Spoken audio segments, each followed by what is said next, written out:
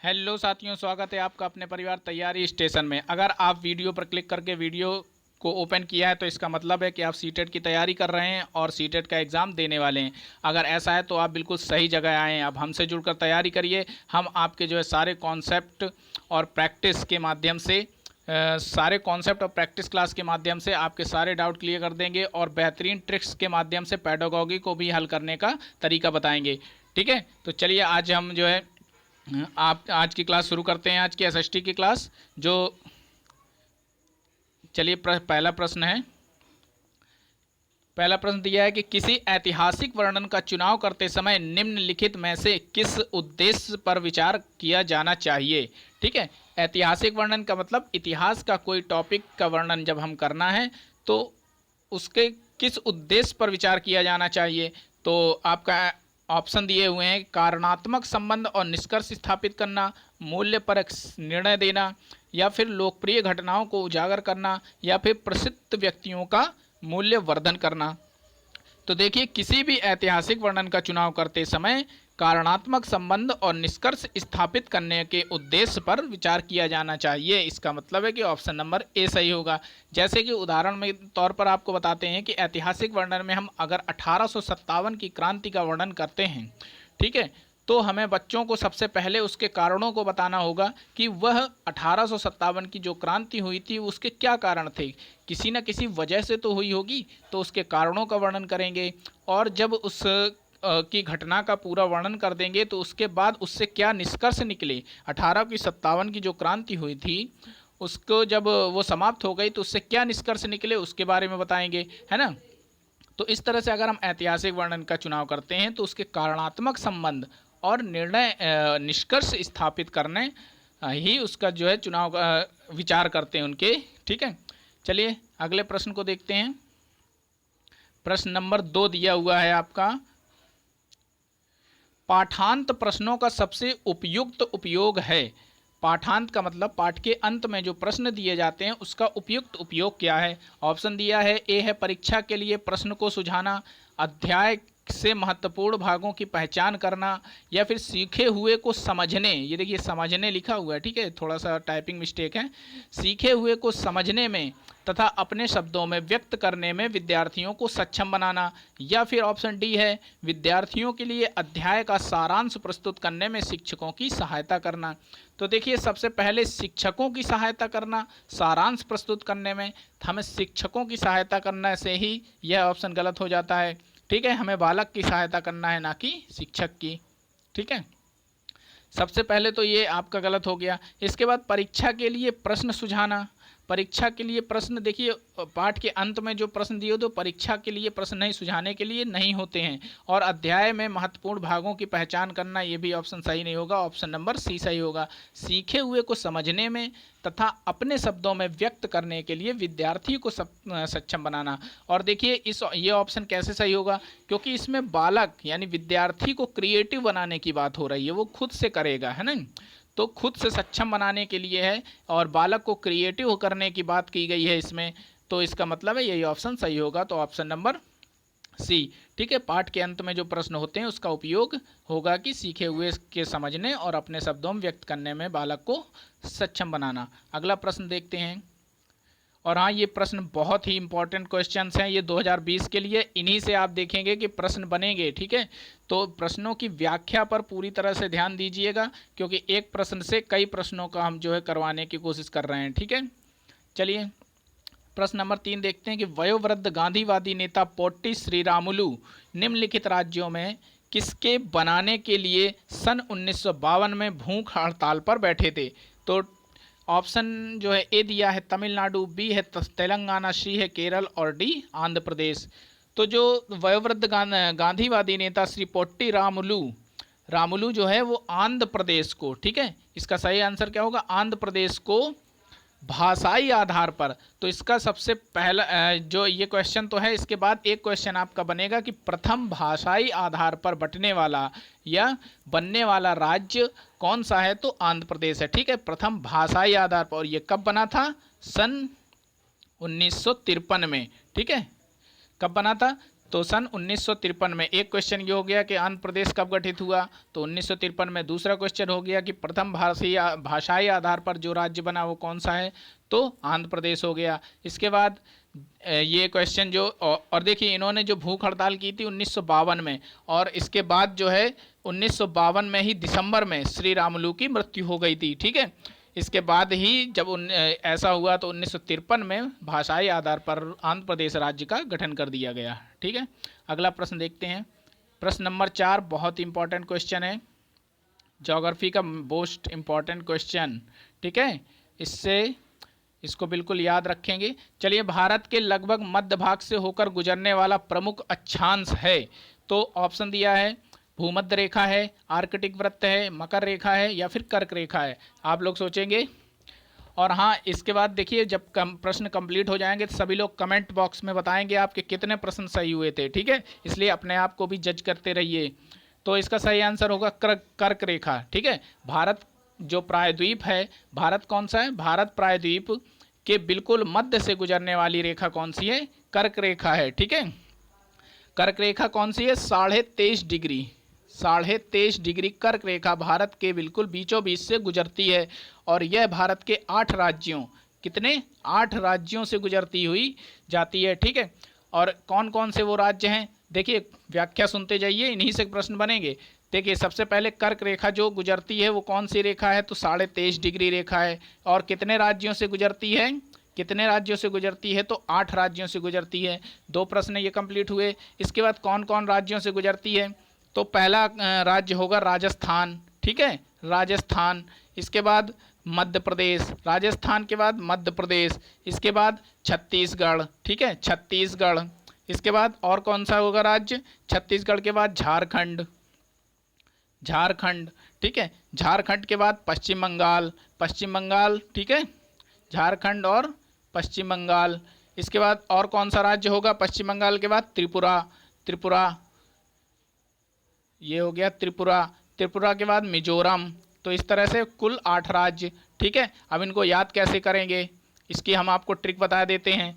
ठीक है, कैसे याद करेंगे, तो देखिए राजस्थान, गुजरात, मध्य प्रदेश, छत्तीसगढ़, झारखंड, पश्चिम बंगाल, त्रिपुरा और मिजोरम, यह इन 8 राज्यों से कर्क रेखा 23.5 डिग्री गुजरती है। इसको याद कैसे करेंगे, तो एक ट्रिक है इसकी, इसको याद कर लेंगे। देखिए इसकी ट्रिक है एक मिनट, हाँ ऐसे देखिए, इसको लिखेंगे गमछा, इसके बाद लिखेंगे झार, गमछा ऐसे लिखेंगे, गमछा। ठीक है, गमछा, इसके बाद झार, गमछा, झार, मित्र, मित्र पर, गमछा, झार, मित्र पर।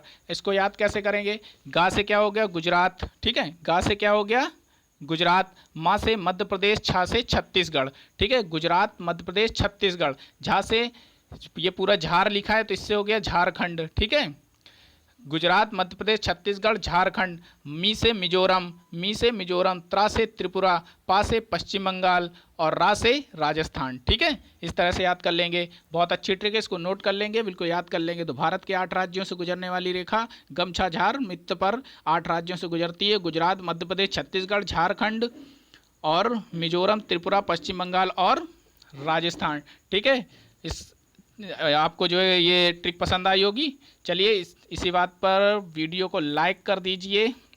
अगर आपको ये ट्रिक पसंद आई है तो वीडियो को लाइक कर दीजिए, चैनल को सब्सक्राइब कर लीजिए और ऐसे ही महत्वपूर्ण क्लासेस आपको मिलती रहेंगी। ठीक है, चलिए अगला प्रश्न देखते हैं। विनय पिटक ग्रंथ निम्न में से किससे संबंधित है, विनय पिटक ग्रंथ निम्न में से किससे संबंधित है, तो सबसे पहला ऑप्शन दिया है जरातुस्त्र के विचार, बौद्ध संघ के नियम, संस्कृत व्याकरण और महावीर के उपदेश। तो विनय पिटक जो ग्रंथ है निम्नलिखित में से बौद्ध संघ के नियमों के लिए है। ठीक है, ये बौद्ध धर्म से जुड़ा हुआ है विनय पिटक।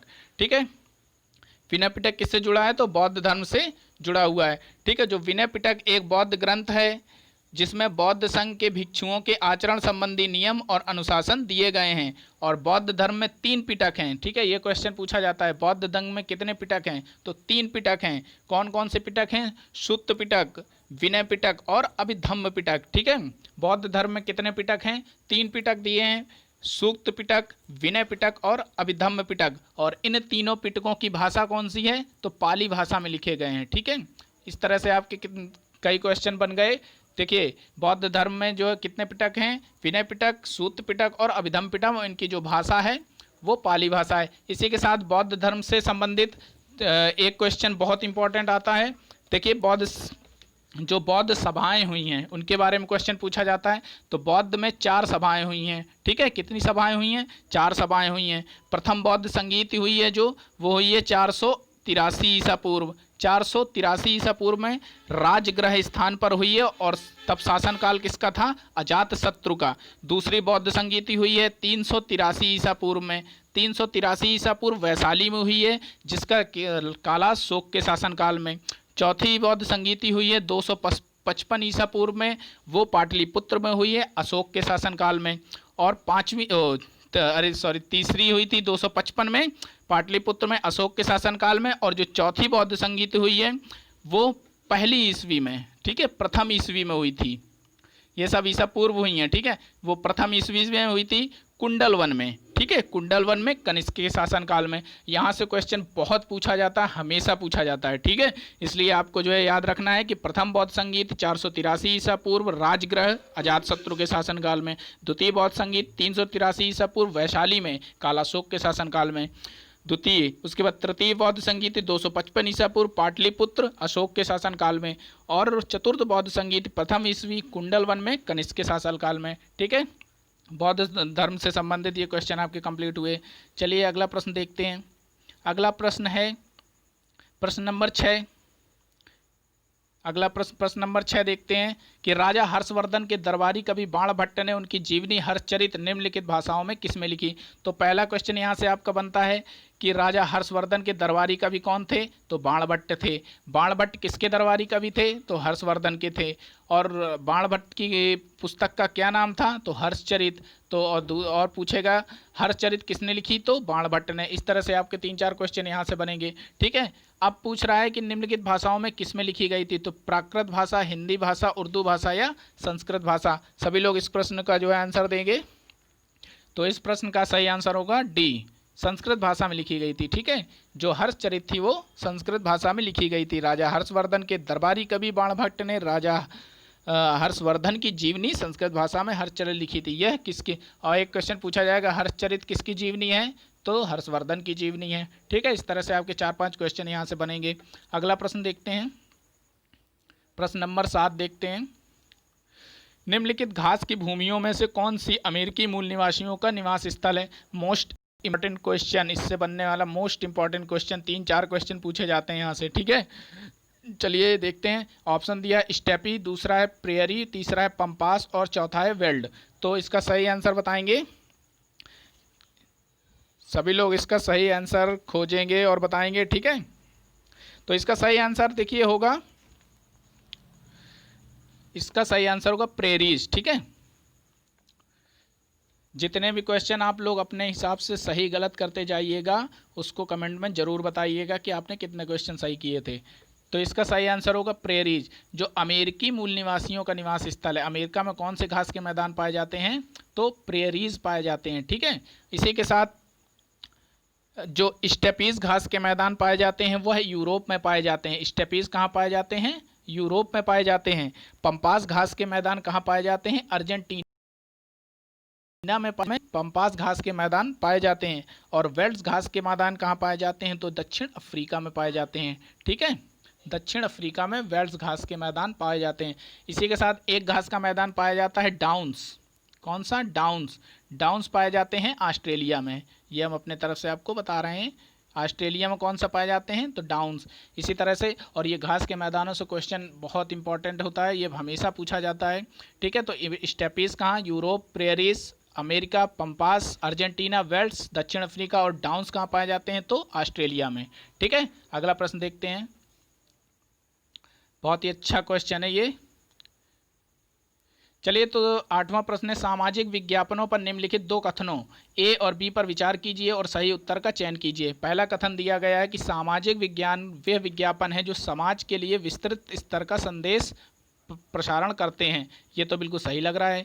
इसके बाद सामाजिक विज्ञापन केवल सरकार या राज्य द्वारा प्रस्तुत किए जाते हैं। ऑप्शन दिया है ए और बी दोनों गलत हैं, ए गलत है बी सही है, ए और बी दोनों सही हैं, या ए सही है बी गलत है। तो देखिए पहला ऑप्शन तो बिल्कुल सही लग रहा है, इसलिए पहला जो कथन है वो बिल्कुल सही है। इसके बाद सामाजिक विज्ञापन केवल सरकार या राज्य द्वारा प्रस्तुत किए जाते हैं, ये कथन बिल्कुल गलत है। देखिए सामाजिक जो विज्ञापन दिए जाते हैं, जो एडवर्टाइजमेंट होता है वो सरकार द्वारा प्रस्तुत किया जाता है, ऐसा नहीं है। देखिए प्राइवेट कंपनियां या किसी प्रकार से आप भी विज्ञापन करवा सकते हैं, ठीक है, इसलिए केवल सरकार करवाती है ये विज्ञापन, तो ऐसा कुछ नहीं है, ठीक है। तो ये गलत है, यानी कि ए सही है और बी गलत है, तो ऑप्शन नंबर डी सही होगा, ए सही और बी गलत। चलिए प्रश्न 9 देखते हैं। संसार में किस महाद्वीप पर सबसे कम जनसंख्या है? तो संसार में सबसे कम यूरोप, दक्षिण अमेरिका या अफ्रीका? तो आप लोग जानते हैं कि सबसे छोटा महाद्वीप कौन सा है? ऑस्ट्रेलिया है। सबसे छोटा महाद्वीप ऑस्ट्रेलिया है और यहाँ की जनसंख्या भी सबसे कम है, इसलिए इसका सही आंसर होगा ऑस्ट्रेलिया, ऑप्शन नंबर बी। विश्व में कितने महाद्वीप हैं? तो 7 महाद्वीप हैं। कौन कौन से हैं? तो एशिया जो सबसे बड़ा है, एशिया सबसे बड़ा महाद्वीप कौन सा है? एशिया क्षेत्रफल तथा जनसंख्या दोनों में सबसे बड़ा है। एशिया, अफ्रीका, और तीसरा कौन? एशिया, अफ्रीका, यूरोप, उत्तरी अमेरिका, दक्षिणी अमेरिका, ऑस्ट्रेलिया और एक निर्जन जहां पर कोई भी जीवन नहीं पाया जाता, अंटार्कटिका। ये 7 महाद्वीप पृथ्वी पर उपस्थित हैं, ठीक है। एशिया, अफ्रीका, यूरोप, उत्तरी अमेरिका, दक्षिणी अमेरिका, ऑस्ट्रेलिया और अंटार्कटिका, ठीक है। चलिए अगला प्रश्न देखते हैं। लद्दाख में पाए जाने वाला गम्पास है, गम्पास क्या है ये बताना है आपको। तो ए दिया है बौद्ध विहार या मंदिर है, या फिर बकरी की एक प्रजाति है, साल की किस्म है, या बौद्ध भिक्षुओं को गम्पास कहा जाता है, ठीक है। तो इसका सही आंसर होगा, देखिए सही आंसर होगा इसका बौद्ध विहार, ठीक है। बौद्ध विहारों को गम्पास कहा जाता है लद्दाख में, ठीक है। लद्दाख में पाए जाने वाले गम्पास बौद्ध विहार तथा मंदिर होते हैं। यह विहार मंदिर तिब्बती शैली से निर्मित होते हैं। किस शैली में पाए जाते हैं ये बौद्ध विहार, जो जिन्हें गम्पास कहते हैं, यह तिब्बती शैली में पाए जाते हैं, ठीक है। इन मंदिरों को जो बनाने की कला है वह तिब्बती शैली में पाए जाते हैं। इसके बाद यह महाद्वीप दक्षिणी गोलार्ध में महाद्वीप नहीं ये, ठीक है, तिब्बती शैली में पाए जाते हैं, और यहाँ पर भिक्षुओं के रहने के लिए निवास स्थान तथा पूजा गृह होता है, ठीक है। जो बौद्ध भिक्षु होते हैं वहाँ पर निवास करते हैं, पूजा करते हैं, ठीक है। गम्पास कहाँ पर पाया जाता है? लद्दाख में, जो बौद्ध विहार या मंदिर हैं। चलिए आपको प्रश्न जो है पसंद आए होंगे तो वीडियो को लाइक कर दीजिए, चैनल को सब्सक्राइब करके बेल आइकन जरूर प्रेस कर लीजिए, ठीक है।